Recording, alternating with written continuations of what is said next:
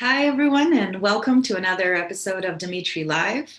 I'm Tarachansky. I'm an Israeli-Canadian journalist and filmmaker, and I'm joined here with Dimitri Lascaris, who is a former corporate lawyer who became a class action lawsuit lawyer, tackling environmental and human rights issues, a renowned activist in the justice and peace in the Middle East community, and currently running for the Green Party of Canada. Welcome, Dimitri.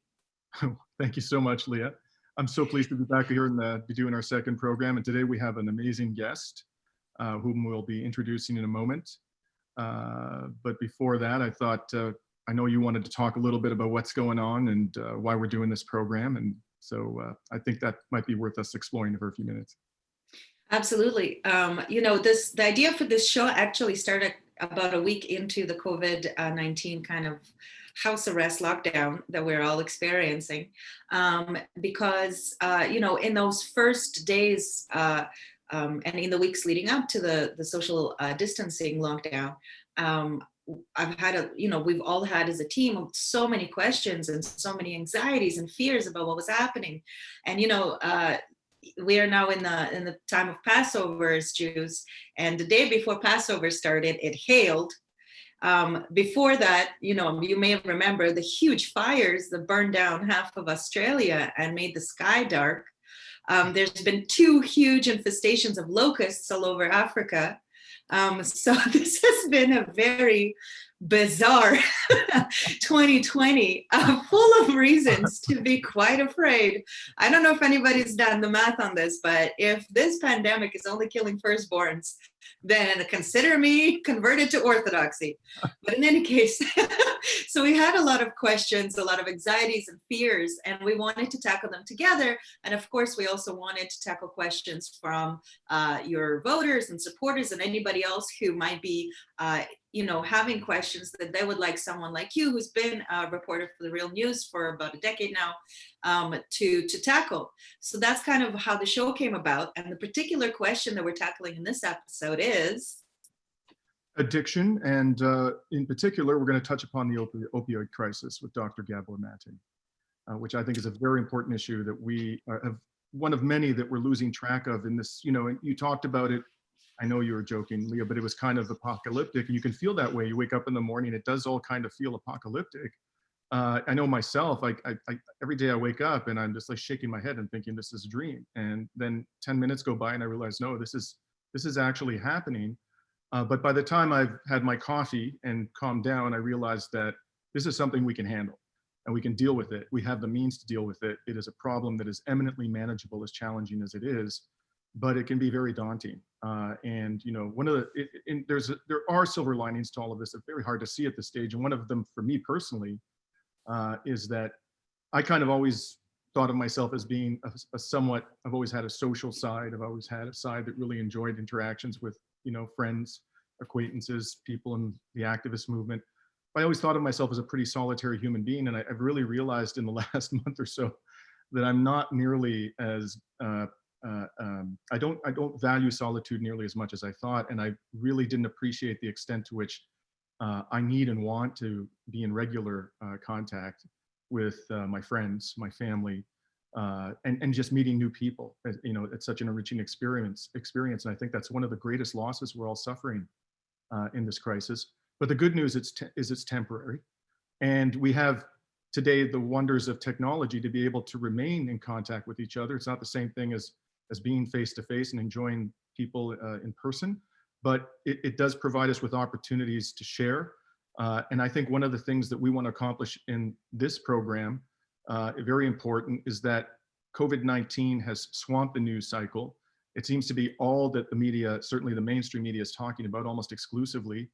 And as this drags on, it's going to become increasingly important for us not to lose sight. There are many other important issues out there. And one of them, of course, is the climate emergency. Another one is Indigenous rights, which was really a big preoccupation here in Canada just before this crisis hit, particularly in terms of the struggle of the Wet'suwet'en people to defend their land. That's why we talked to Diane Longboat, a traditional teacher from the Mohawk First Nation, in our first episode. We wanted to help to bring that critically important issue back into the public consciousness. But there's another critically important issue, which I mentioned a few minutes ago, and one that I think is becoming increasingly important in this very challenging time. It's a very psychologically, emotionally challenging period we're going through, and that is substance abuse and the opioid addiction. And I can't think of a better person to have on the program to explore that subject with us. So just before we get to our guest, you mentioned the opioid crisis, which of course is a huge epidemic that has killed 4 people just in the last 4 years alone. And there's so many to there. But there's also the greater question of substance abuse. Above that, the greater question of addiction, and of course, the mental toll, not just addiction itself, that a situation like this has had on the society. So, even before the opioid crisis, and even before the COVID-19 crisis, 20% of Canadians were reportedly drinking heavily. We know now that with the recent increase, with the recent social isolation, people stuck at home, and the government's decision to not close alcoholic selling vendors, that drinking is actually increased. And I'm not sure if you are familiar with Lancet, a medical journal, but they're now reporting that alcohol use and misuse during the COVID-19 pandemic could potentially cause a public health crisis. And when the politicians have been asked about why is it that alcohol is considered essential, they're talking about how so many in our society, whether we want to admit to that or not, are dependent on various substances, and that overnight, making those substances, especially alcohol, unavailable is going to cause a lot more damage than good. At the same time, there's also been now a petition asking for the LCBOs to close because, of course, the employees themselves are at a high risk with this increased consumption of alcohol. And there's been a number of reported cases in Toronto and Oshawa and elsewhere of LCBO employees having been tested positive. So there's a number of impacts of this, not just on the opioid crisis, but on the general population as well. And, alcohol being a substance that's kind of a downer, it brings your energies down. It's actually counterproductive in tackling the mental impact of this crisis. I'm sorry, in the background you hear my cat, who is begging for me to open the door. I'm imagining she's also not liking this lockdown, but I assure you that as soon as I open the office door, she will stand on the outside and beg to come in. So I'm just going to let her tire herself out. Now back to the opioid crisis. All the markers, it's too early to have statistics, but the city of Toronto, the city of Vancouver have both recorded spikes in overdose deaths as a result of the opioid crisis during COVID. And I think that we'll only be able to really understand the impact of this once enough time has passed and we have statistics to look back on and to really judge the level of impact that this has had, especially on downtown east side of Vancouver. Go ahead. You mentioned the number 14,000 deaths from the opioid crisis. Due to the really extraordinary heroic efforts of our medical professionals, our healthcare community, the number of persons who've died to date in Canada from COVID-19 is a little shy of 900. Of course, every one of those deaths, whatever the cause may be, is a tragedy we all mourn. But the numbers, I think, show quite dramatically that the effect over the last 4 years of the opioid crisis has been even more devastating, considerably more devastating than the COVID-19 crisis has been to date. And this lockdown is compromising our ability to deal with people who are suffering from substance abuse and from addiction, including persons who've struggled with opioids in the past. So I'd like to explore today, I think it's very important that we explore how do we meet that challenge of addressing the needs of this extraordinarily vulnerable constituency of our communities, while at the same time respecting the demands of the public health crisis that we're all currently confronting. And of course, it intersects so significantly with class, because the crisis has had both the opioid epidemic and the COVID pandemic have had a disproportionate impact on the working class families who are struggling to put food on their tables, who have not a lot of options right now because so much of the working class is hourly waged. And there's absolute uncertainty about when they'll be able to go back to work. So to tackle all these issues, I'd like to introduce our guest.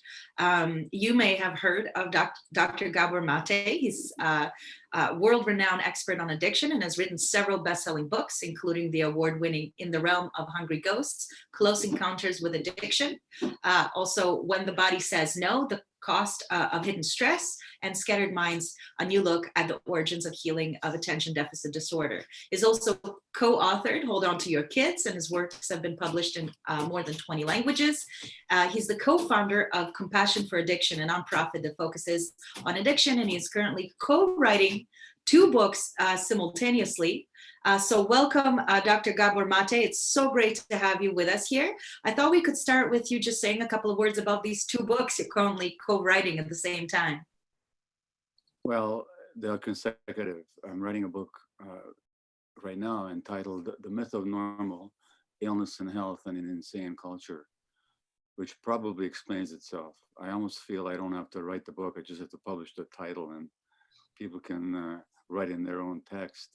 But what I'm saying is that the way we live, this socioeconomic system itself and the culture that it generates is an abnormal one.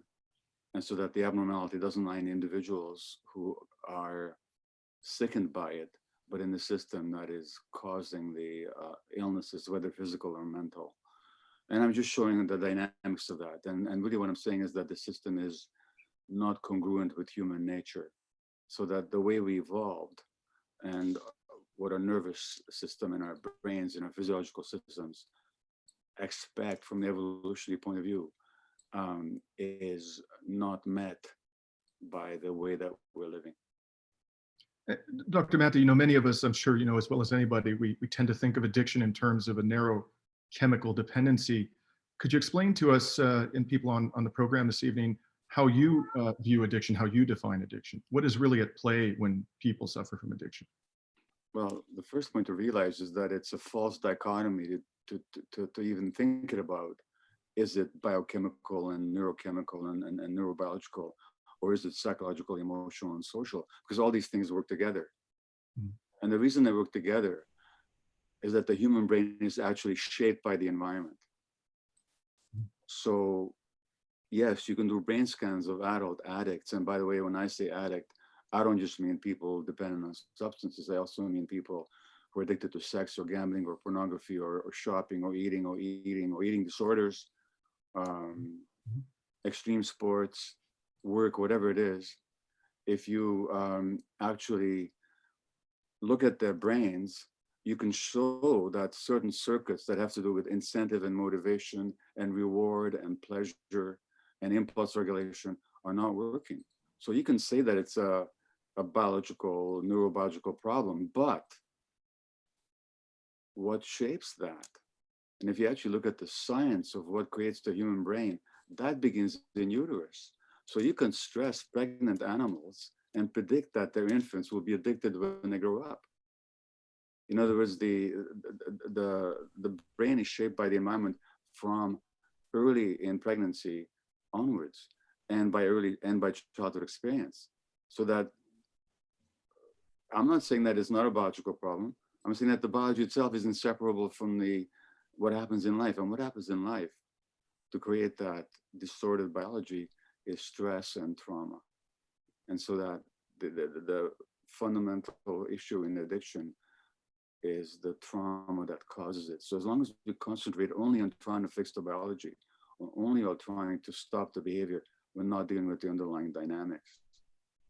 I'd like to hone in with you, Dr. Maté, in one particular substance abuse problem that has caused immense suffering in this country and elsewhere, and that's the opioid crisis. It was reported last week that the spike in overdose deaths in Vancouver, which has been particularly hard hit by this crisis, and that firefighters in BC are being ordered not to respond to most overdose calls due to concerns about COVID-19 transmission. How do you see the opioid epidemic intersecting with the COVID pandemic, it seems in some ways they require public health approaches that are contradictory, where one is dealt with in terms of isolation, the other seems to require the opposite of isolation. And I'm interested in your thoughts on the intersection between these two crises. Well, there's so many thoughts that come up. First of all, let's just look at the public response. A lot more people have died in Canada because of the opioid crisis than because of COVID. But where was the public response? Where was the governmental search for the scientific evidence? Where were the resources? Nowhere. Which speaks to what? It speaks that the death of some people is not as important as the death of other people. That's the first point. Because scientifically, and in terms of medical evidence, what we're doing about the opioid crisis is absolutely disgracefully out of step with the evidence. That's the first point. The second point is, if you look at the opioids themselves, if you want to understand why people take opioids, understand what opioids are. Now, what are opioids? They're copies of the body's natural endorphins. Endorphin means endogenous morphine-like substance. And all animals have endorphins. And what is the role of endorphins? Natural internal opioids that all mammalian creatures, and not just mammalian creatures, even plants, have in them. So what role do endorphins play in human life? Their role is pain relief, number one. Number two, the connection, the emotional connection between mother and infant. And number three, pleasure and reward. So if you want to know why people are doing opioids, it's because those qualities were missing in their lives. And that shaped their brain in a certain way. So that the opioid crisis has to do with a lot of people being stressed, having been traumatized, not having had their needs in childhood for connection and love and attunement met, and being in too much pain. So that my mantra around addiction is not why the addiction, but why the pain. And you have to deal with those issues. Most addiction programs don't even understand the question, let alone deal with them. And certainly governments don't understand them. Otherwise, they wouldn't be punishing these people. They'd be embracing them and supporting them in some way. So yes, and of course, by the way, I'm talking pure science here. I'm just talking about brain science. I'm talking about these are the roles of the role of the endorphins in human life. So why don't we have a policy based on science? Like we're trying to develop a policy based on science for the COVID. Why don't we develop a policy based on science for the opioid crisis? And this particular moment has shown that what seemed completely impossible even 1 month ago has become part of the natural reality that we're living in now.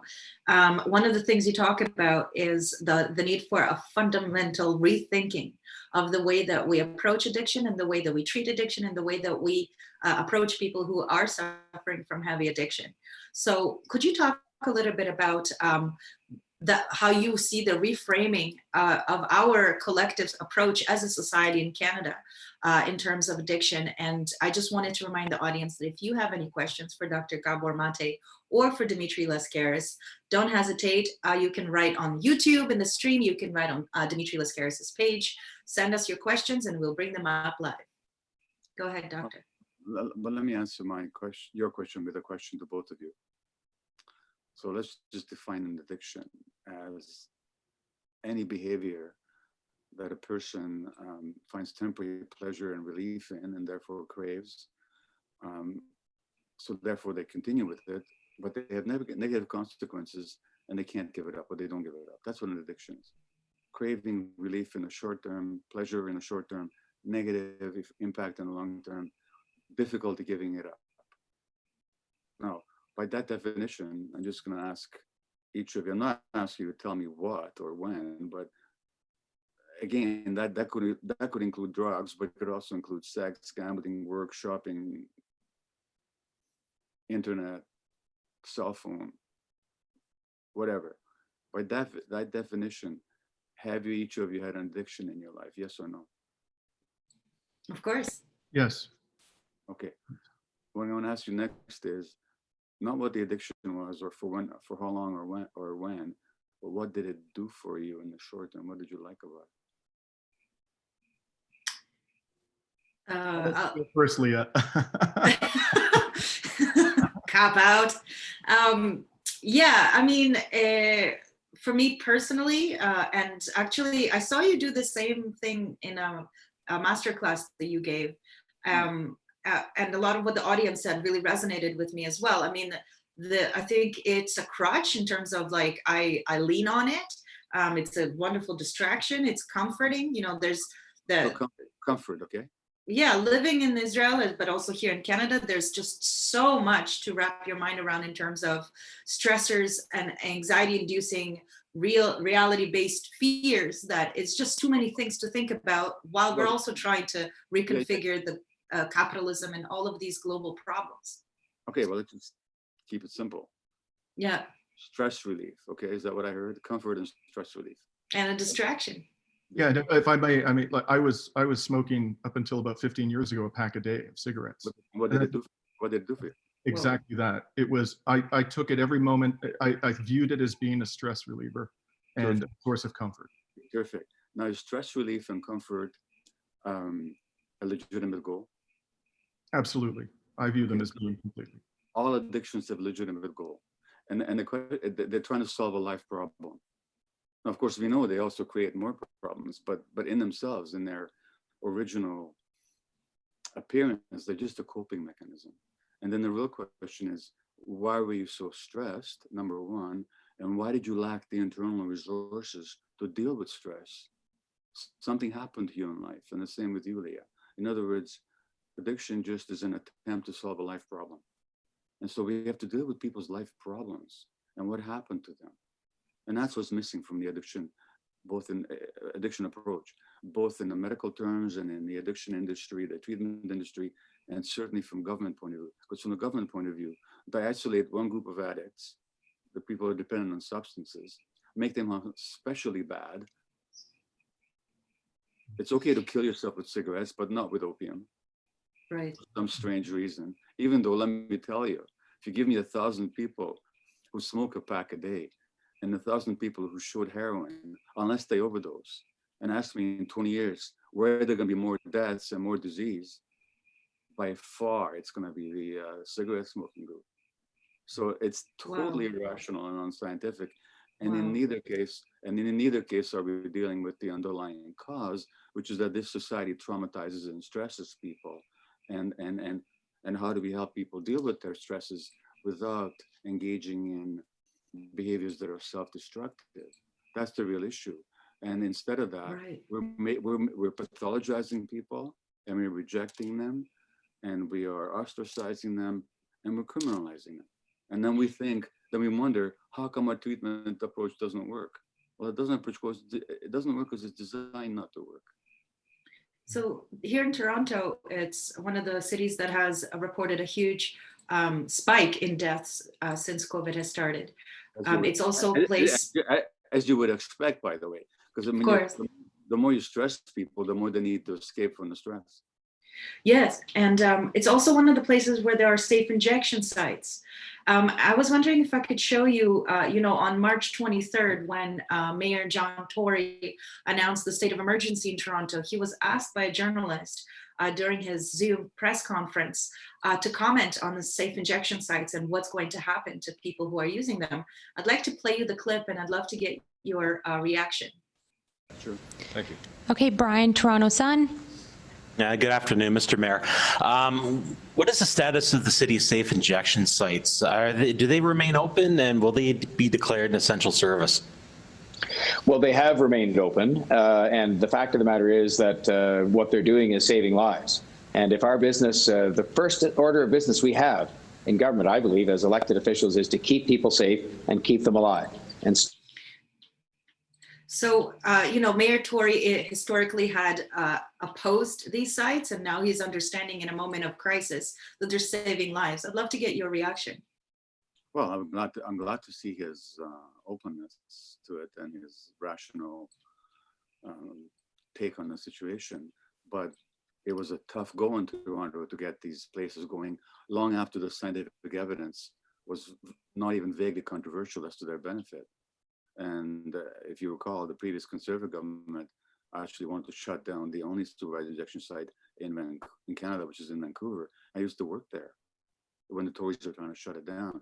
And the way beyond supervised injection site, why are they making these substances illegal, forcing people to buy crap in the street that's going to kill them? Why aren't there clinics where they're prescribed the medications properly in a supervised, healthy way? We know that that works. We know that from international experience and multiple studies. So again, we're still running decades behind the evidence, and it's just the question is why. I mean, the rationality doesn't explain it. So what explains it? Prejudice, political cowardice, denial. There's no rational way to account for the current policy. I'm glad to see this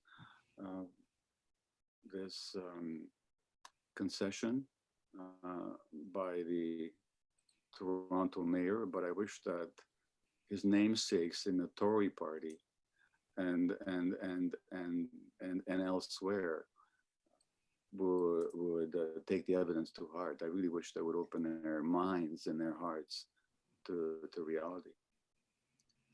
Dr. Maté, I'd like to switch now to the other public health crisis we really began grappling with in the last couple of months, of course, COVID-19. And I want to read to you an excerpt from an article, an op-ed in the Hill Times today by Kathleen Finley, the CEO of the Center for Patient Protection. She said, "What might prove to be even more contagious and destructive than the virus is the trauma it is inflicting on the mental health of millions of Canadians. Local crisis centers are being overwhelmed with calls from those experiencing emotional distress. Experts tell me there are growing signs of a surge in substance abuse and domestic violence that can be traced to COVID-19. And she goes on to argue that the federal government does not yet have a mental health strategy to deal with the COVID-19 crisis. What is your assessment? Do you think that the government has the semblance of an effective mental health strategy? And in what ways do you think it can deal with the mental health crises that are inevitably going to result from this extraordinarily difficult period for millions of Canadians?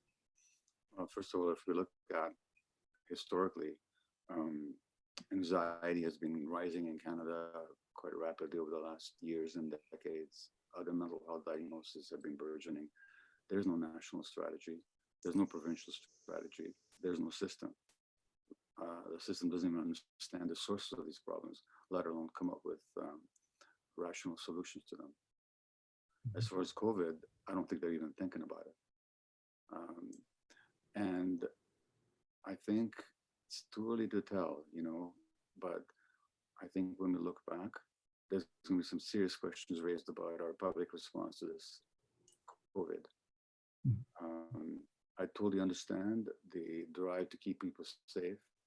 And if I was an epidemiologist, I might argue for precisely the same strategy, because my interest would be just in keeping the rate of infection down, and that's a perfectly legitimate goal.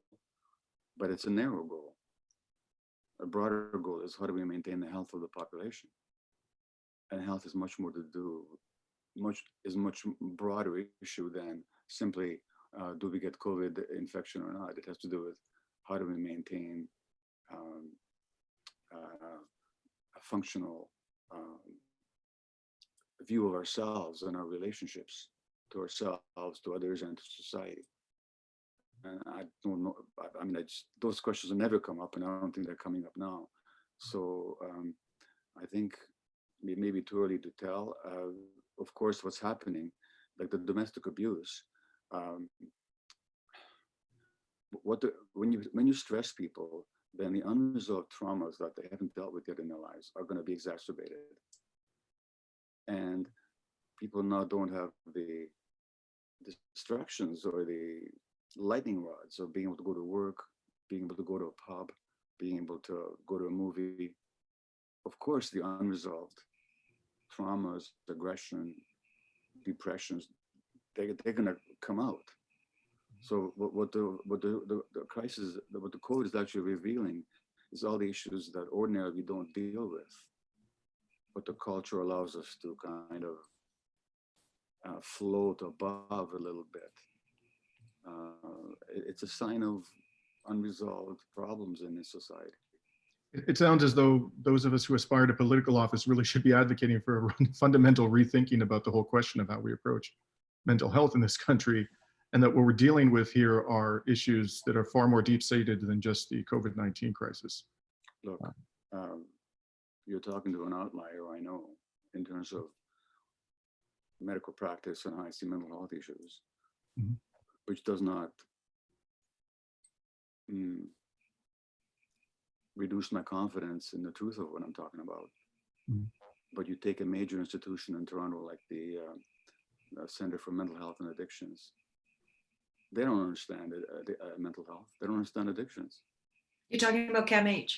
CAMH, yeah. They some people there in the system they understand it, but the system doesn't understand it. The average psychiatrist, the average medical student, even though most mental health issues are documentably trauma-based, as are a lot of physical health issues, by the way, the average medical student does not get a single lecture on trauma. Not a single lecture. They don't get a single lecture on brain development, the way I talked about earlier, even though it's pure science. They don't get a single lecture on stress and its impact on human physical and mental health.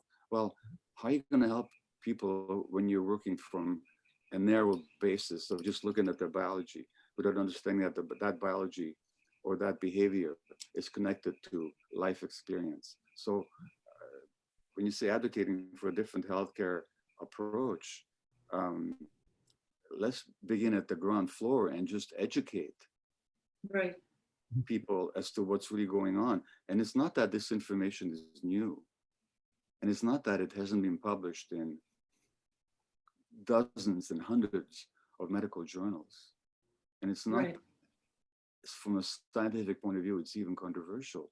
It's just that it totally escapes the attention of the healthcare system. And how do you explain this kind of collective denial? Well, denial is too strong a word, because denial means that you understand something and you deny, or that you consciously deny it. They don't even get it to deny it. You know, it's a collective lack of awareness of it. Let me put it that way. How to explain it? Well, first of all, from the political and social and economic point of view, if we really understood that an individual's physical and mental health is a product not of their genetic predisposition or their bad luck or their misfortunate biology, but has to do with the interactions with the environment, then we'd have to look at the environment. We have to look at, that means we have to look at social policy. We'd have to look at inequalities. How come Black Americans are much more likely to die of COVID? Is that an accident? Right. Or is it a fact that they're much more stressed?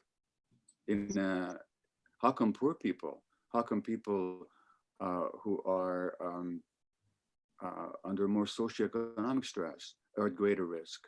That's because social factors stress people in a situation of equality unequally, and the people most stressed are more physiologically vulnerable.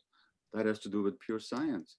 Right. But if we're going to take that seriously, we would have to look at this whole society and the assumptions and how we raise kids and how much support we give to young families, particularly those at risk, and how we run the schools, how we run economic institutions, how we make decisions that overnight can throw somebody out of work because somebody in New York decides that this plant in Ontario is no longer to the benefit of the company.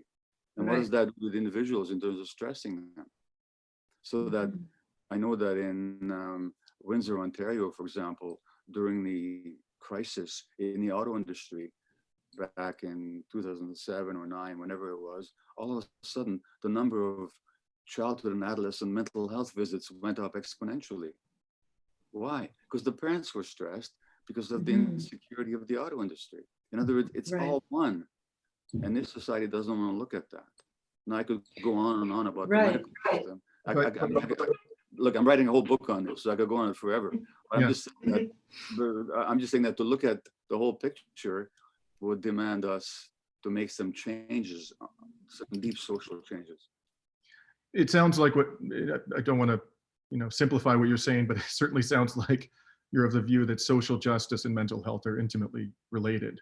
And That's just pure science. I mean, I could show you how the genetic functioning of poor people is negatively affected by poverty. The function of their genes. So social justice, Right. it's some, as one researcher, a biochemist at UBC told me recently, it's from society to the cell. How our cells function has to do with the kind of society that we live in. now I want to talk about another connection. We have a question from the audience, from a dear friend of mine, Dr. David Kattenberg, who last time I checked was the CEO of the Winnipeg Centre Electoral District Association for the Green Party of Canada. He wants to ask you a question which is similar to one that I was going to finish with. I watched you last year, I watched an interview you did last year with Russell Brand, and you raised the connection between addiction and the destruction of the environment. And David has a question for you which is along the same lines. He asks whether there's a parallel between our addiction to oil and gas and people's addiction to the substances and behaviors you speak about. And I would put that a little more broadly and just ask you to talk generally also about the connection between environmental depredations and addiction. Well, so there's my TEDx talk called "The Addiction to the Power of Addiction and Addiction to Power." You can watch that on YouTube, where I talk about precisely that issue. So, what is climate change about? It's about the fact that we want something so badly that we're willing to continue to do it despite the harm. What is it that we want so badly? We want economic profit. We want wealth. We want some simulacrum of economic security. So for the sake of that, we're willing to deny the evidence. And we've seen for decades now how the big fossil companies and related industries have actually ignored the evidence about climate change. They ignored it implicitly, and they ignored it and denied it explicitly, even after it was shown to be true. In other words, it's a classic example of an addiction, of something that gives you temporary pleasure or relief, and you continue with it despite the negative consequences. That addiction to power and to profit is destroying the earth. These people are not in jail. They're respectable members of corporate boards and think tanks and close companions of our leading politicians. Now, which is causing greater harm? Somebody who shoots heroin into their own veins, or somebody who pollutes the environment? Right. Why is the one in jail and the other one a respectable and highly rewarded member of society? Now, tell me the logic behind that, and which is causing the greater harm? And not only pollutes the environment, but does it to the point that this presents an existential threat to subsequent generations. It is a remarkable inversion of what our moral values ought to be. I don't think they reflect at all the moral values of the population. Right. They do reflect, regrettably, the moral values of the establishment and the people who have been leading us for generations. And I think we have to fundamentally rethink what is right and wrong in our society.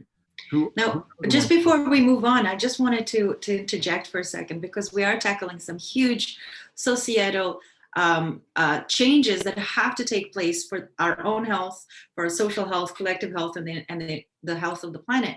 But I was wondering if I could ask you, Dr. Gabor Maté, to just zoom into the dimension of the family and the individual. You know, I was wondering if you could just share just a little bit of advice, something that might for you seem self-evident, but I would love to rehash together of how we can, advise folks to cope with the socially isolated lifestyle of being dormant in the house and to maintain their mental health. So any advice that you can share with our audience would be super appreciated.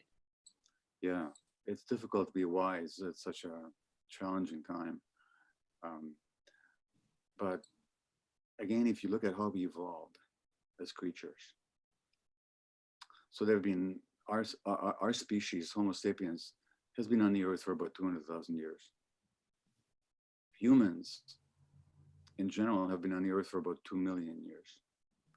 For all of those eons, we lived in small band hunter-gatherer groups until about 12,000 years ago. Blink of an eye. We lived in the outdoors, not as isolated nuclear families. The children, if you look at the research on hunter-gatherer groups, which I'm doing right now because I'm writing a book, and I've reviewed the research literature, multiple adult caregivers for the kids, lots of support for the nursing mothers, breastfeeding till about 3 to 5 years. Kids were not put down to sleep separately from the parents. Kids were not hit. There was a positive atmosphere. Now, as a society, we've lost all that. I mean, here in the 21st century, we're still debating whether kids should be hit or not. There's, very mega star Canadian psychologist who actually advocates hitting kids in his blockbuster of a book, and this is 21st century. Meanwhile, our ancestors, if you look at hunter-gatherer tribes, small groups, they don't hit their kids. There's still a debate as to whether we should let our kids cry it out at night, which actually stresses their brains and interferes with their brain development. Now, and parents have to go to work, so they have to basically leave their kids, which has never used to be the case in human development or evolution. In other words, in the words of one scientist, we've left our evolutionary niche far behind. In general. And that's exacerbated by the social isolated stuck at home. Now you've got this, right. Now you've got this social isolation. And some parents, I'm sure, are going crazy. I mean, I imagine I might have, when my kids are still small, in the state of mind that I was in then, because I was a very stressed, workaholic father, and I think it would have given me, I know what I was like when I was on the weekends at home. I was irritable. And so I imagine if I was a young parent the way I was then, and this came along, oh boy, you wouldn't want to be around me very much. So your advice? My advice is for parents to actually realize that their kids are not causing their upsets. Their upsets are ingrained in them. They have to do with their own stuff. And they should really allow themselves to fear their upset, feel their anger, feel their anxiety, but don't make it about the kids. Accept it as your own particular reaction to a very challenging situation. And if you need to take a time out, take it, but not as a punishment to the kid, but as a way of calming yourself. And do what you can to regulate yourself. So do some deep breathing, 5 minutes a day, 5 minutes, 5 times a day. Get some exercise if you can. Make sure you eat well. Sleep, play music, sing, dance with your kids. Don't sit on the internet the whole day looking up the latest news. If I ask the average person, how much time do you have to spend on the on the cell phone or on the computer to find out what news is necessary to you on this day? 5 minutes. How much time do you actually spend reading all the latest stuff about the COVID? Probably hours. Why? You're just, by sitting in front of a screen, you're just stressing yourself and you're interfering with your brain chemistry. So it's so funny you say that, because in the first 2 weeks of COVID, I was literally panic scrolling most of the day and like looking at Italy, looking at Spain, looking at all these things that literally don't affect me, but I just could not stop. And then I just stopped cold turkey. I checked COVID-19 news for literally 5 minutes or somewhere around 6 p.m. So it's about time now.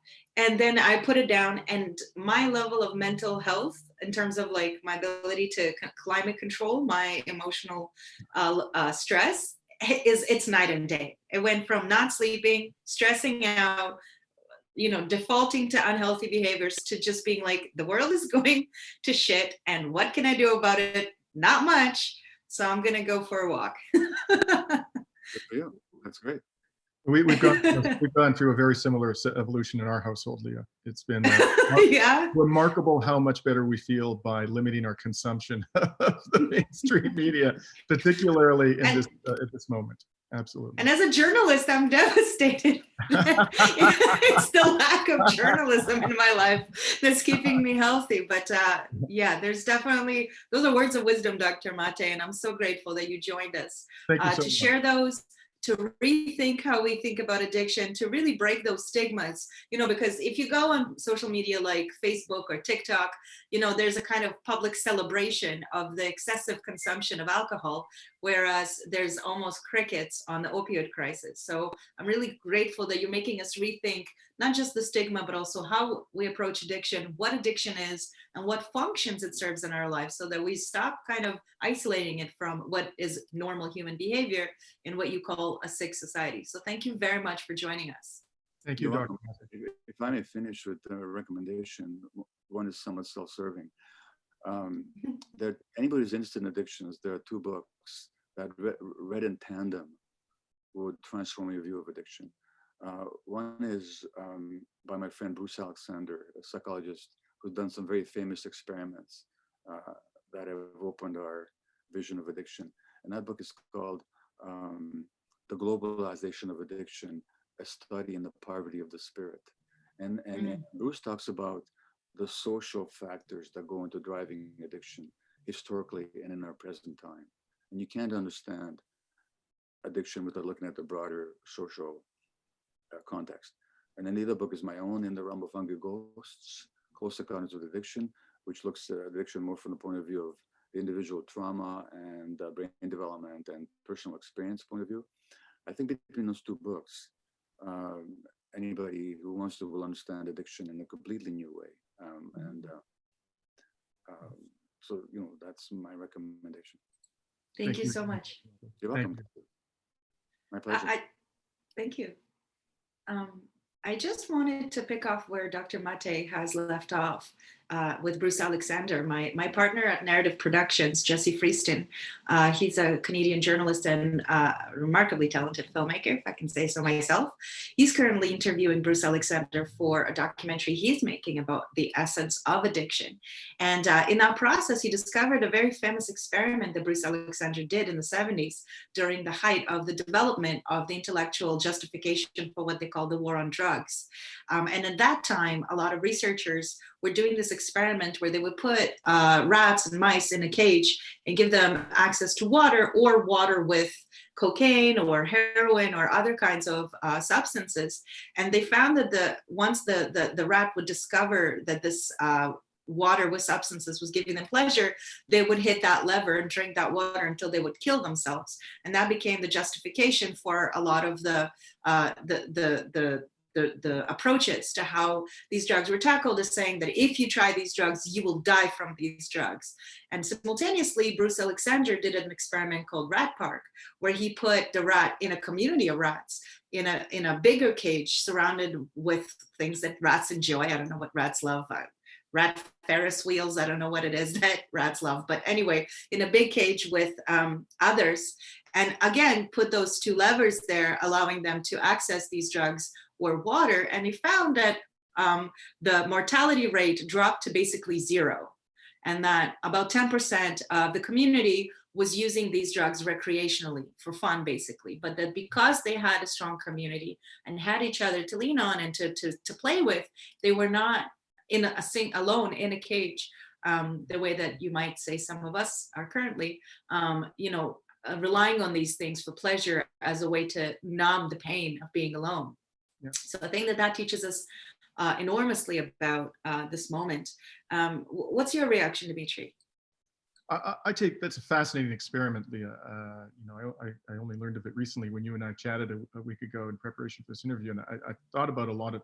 I take two lessons away from that. I mean, first of all, I think what it demonstrates, that experiment, is that the danger doesn't lurk in the substance that that is being abused. The danger lurks in us, and that danger is unaddressed trauma, as Dr. Maté said far more eloquently than I could say. Yeah. We have to identify those traumas and dealing with them. And in dealing with them is a social experience. It involves the support of the community, the support of our family members. Knowing that we are not alone. And I think that's one of the reasons why this COVID-19 crisis is going to be a real challenge for us from a mental health perspective, because we're being forced to be alone to a far greater degree than society has already caused us to be.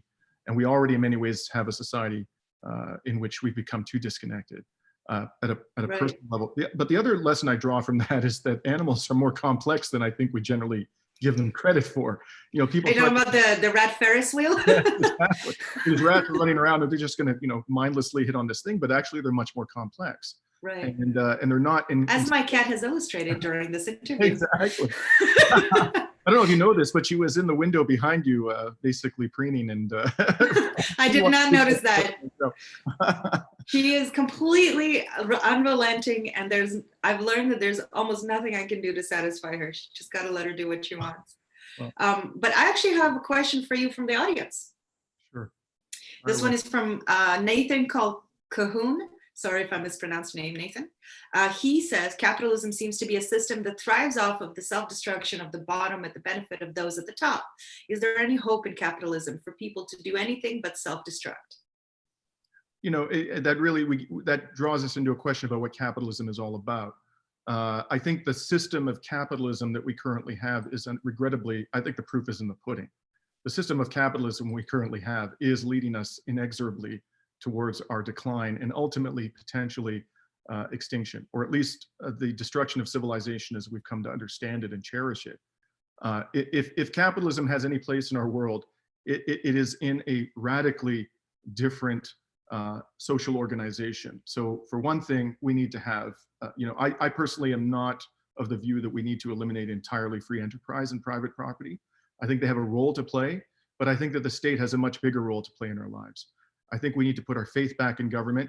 And one way to get there is for us to actually reform our democracy so that we're putting in office people who represent the voters and who don't represent elite interests. And that's a problem we have in our democracy. But once we make the governance reforms, we put in place people who are actually acting in the public interest, then the government can and should play a much larger role through public ownership of essential services, for example. And another thing that we absolutely need to have is we have to have a much more robust system of regulatory oversight. Right now we have this corrupt oxymoron of a concept called self-regulation or corporate social responsibility. There ain't no such thing as self-regulation, let me tell you. Right. Industries cannot be trusted to regulate themselves. I'm a lawyer, and I will tell you that I do not believe in self-regulation, even though that is the holy grail of the legal profession. I think we should be regulated by an external body. Ultimately, we need to have competent, truly independent experts overseeing industries, and we have to shut the revolving door between those industries and the persons who are regulating them. There's a whole range of reforms we need to adopt in order to ensure that whatever role we're going to have for free enterprise and private property in our society, it is working in the public interest. Right now, what we have is a capitalist system that is completely run amok and ultimately is going to be the demise of us all if we don't put a stop to it. So I'm all for a dramatic reform of the capitalist system, and I think the evidence is so overwhelming that that's what we need, that I'm surprised we even have to have a debate about it at this stage. Well, speaking of that, for those of you who are not aware, Dimitri is running to be the leader of the Green Party of Canada, and you can find out all about this and his other policies on teamdimitri.ca. As far as the show is concerned, we'll be back here next Tuesday, 5:30 Eastern Standard Time. There's a lingering question from last week that tackles Cuban doctors who were invited to come to Canada and to other places to share their remarkable medical knowledge and expertise. That is such a huge question. We want to dedicate an actual episode to it. So thank you very much for sending it. And if you have questions that come up to you that you would like us to make an episode about, please don't hesitate to send them our way. I know that even while we were on air, there was a question that I'm not sure neither I nor you, Dimitri, can answer that came from Laura Pitchy, who asked, she says her 10-year-old son asks her mom, when will the isolation be over? That is a fundamental question that we would love to answer, but we don't have the knowledge for it at this very moment. So please continue to send your questions. You can find, on facebook.com/vote-Dimitri, the Facebook page where you can post questions. You can send them to teamdimitri.ca in the contact page, and don't hesitate to do so. Until then, we'll see you next Tuesday at 5:30 Eastern Standard Time. And thank you so much for joining us. Thank you very much, everybody. And I look forward to being with you next week. And please send us questions. Thank you.